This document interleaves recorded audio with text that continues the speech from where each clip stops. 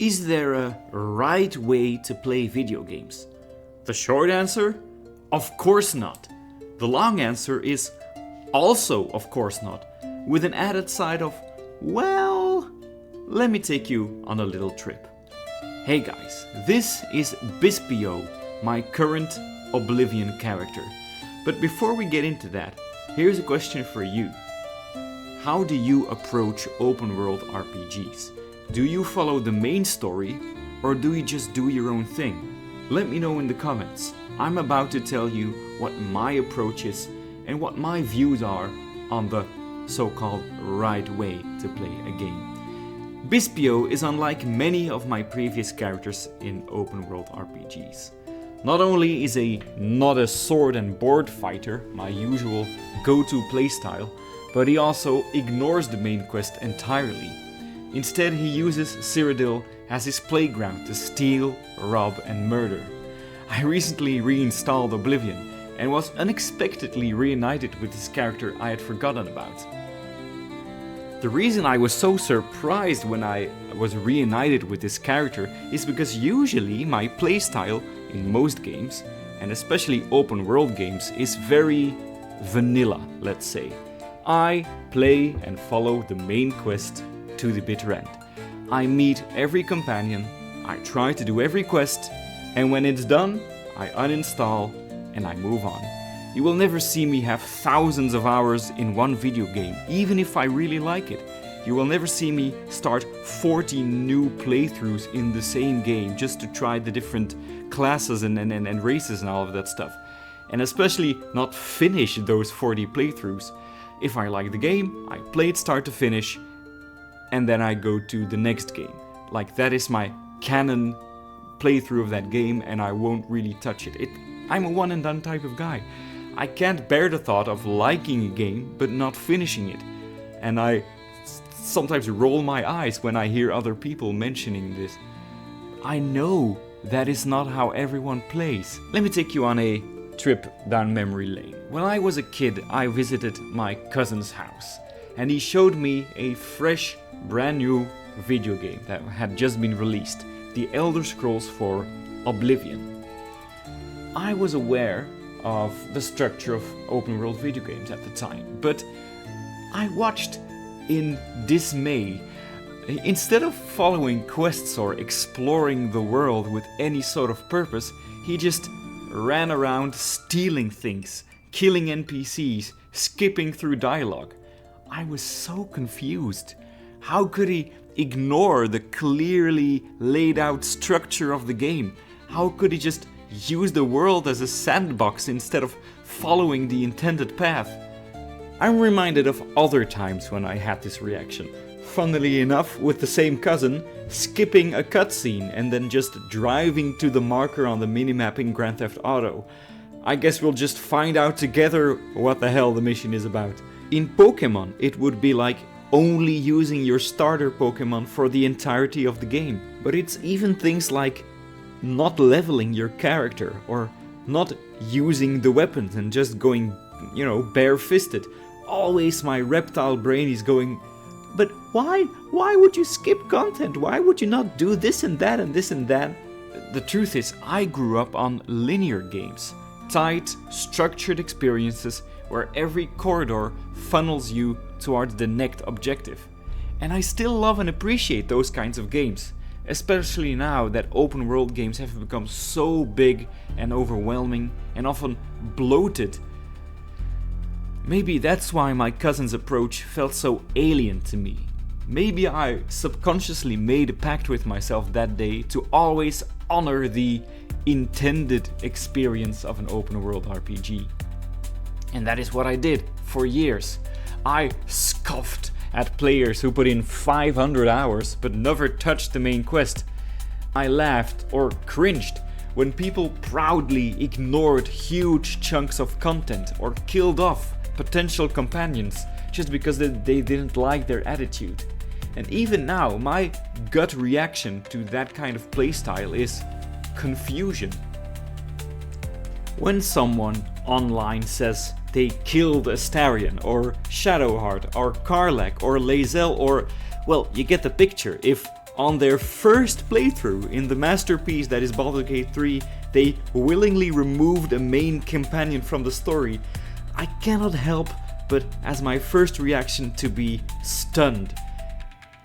If someone, again, in their first playthrough, never even got to the point in Skyrim where dragons are flying around in the open world, like why are you even playing? If you don't deliver the Amulet of Kings to our main man Joffrey in Oblivion, you're missing out on so much story. To me, it feels like going to the best restaurant in the world that serves all the food that you as a person like, and you order the same food every time you go there and never try the rest. My simple-minded brain short circuits and wants to go, the rest of the game, it's right there. But I have to take a step back. It leads me to a bigger question. Is there a right way to play an open world RPG or a video game altogether? As I said, of course not. Not at all. It might feel that way to me. It is my instinctual reaction, but there's no universal rule. In fact, there's video games where I sort of break my own rules and I don't play the intended way. For example, in one of my favorite video game franchises, Football Manager, I have used the editor to check out sometimes the potential of footballers, or I've reloaded lost matches that I really wanted to win. I will admit to this. In The Sims, I have used the money cheat, right? I've used cheats in games. And when others online ask, is it okay to cheat in a game like that, I always go, of course not. It's your game. At the end of the day, these are single player experiences. You bought the game. It's on your platform. Do whatever you want with it. That being said, I cannot deny I do still feel the urge to defend what I consider the main experience, especially when it seems like someone is skipping content out of impatience rather than preference. Just to reiterate on the Baldur's Gate 3 example, if someone tells me they have willingly ignored or skipped or killed a companion there, then they just have to be aware that they are missing out on so much, especially in a game like that is universally acclaimed for well-written characters. I will always die on the hill that Lae'zel is the best written character in the game, even though a lot of people really dislike her. They refuse to engage with those characters, which means they're missing out on hours of content that could deeply enhance their experience. Again, their game, their choice, but I'll never fully understand it. The same goes for people who ignore the main story altogether. You can do that. Of course you can. Just be aware that you might be skipping something you would actually really love. I constantly have to balance two sides of myself. There is the neurodivergent completionist who, wants to gatekeep and wants everyone to experience games the right way and wants them to play the optimal structure of quests and wants people to meet all of the companions. And then there's the open-minded Zen gamer guy in me who just knows that people should play however makes them happy. It's kind of like with music.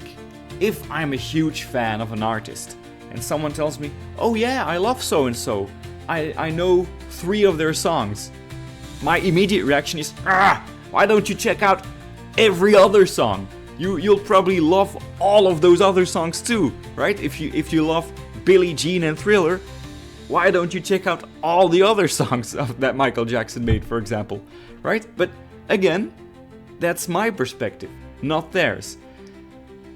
Live and let live, right? But I take a step back and realize this is just how people are. And I probably do the same thing in other areas of life without even noticing. We all live in our own bubbles, shaped by our experiences and interests. It's easy to judge others based on what they don't know, what they don't do. But how often do we stop to think about our own blind spots? Maybe I scoff at someone who skips a game's main story, but that same person might roll their eyes at me for never having read that timeless classic of a book they love, or for missing out on that movie that completely changed their perspective on life. And there's probably plenty of people who think that my way of playing video games is wrong, and they go, why do you play a game only once? Why don't you check out the other races and classes and equipment and spells? I've never touched the settlement building in Fallout 4. I haven't yet to build my own starship in Starfield. I don't do crafting, I don't do survival. I am missing out on stuff. I'm missing out on content, is what they would say. The truth is, everyone is ignorant of something. There's always more to learn, always experiences we haven't had, always perspectives we haven't considered. And while it's tempting to feel like your way of seeing things and doing things is the right one, a little humility goes a long way. Accepting that we all have gaps in our knowledge isn't just important, it's necessary. It's what keeps us open-minded. It's what stops us from becoming stuck in our ways. And most importantly, it's what allows us to keep discovering new things that could surprise and even change us. So yeah, there is no right way to play a video game. So now, if you don't mind, I'm going to go back to Bispio in Oblivion, and I'm about to do crazy shit in the open world. I'm about to steal, I'm about to kill, I'm about to join the Dark Brotherhood and the Thieves Guild. I'm about to go against all of my natural instincts in a video game, because I found out I really enjoy it far more than I ever thought I would. What do you think? Are you a completionist like me who insists on the one true way to play a game, or do you just do whatever feels fun in the moment? Are you the type of person to dutifully follow the main story, or do you just start from the tutorial onwards and do absolutely crazy shit in the game? Drop a comment below and let's talk about it. And hey, if you enjoyed this video, don't forget to like and subscribe and maybe check out some of my other content, and I'll see you next time.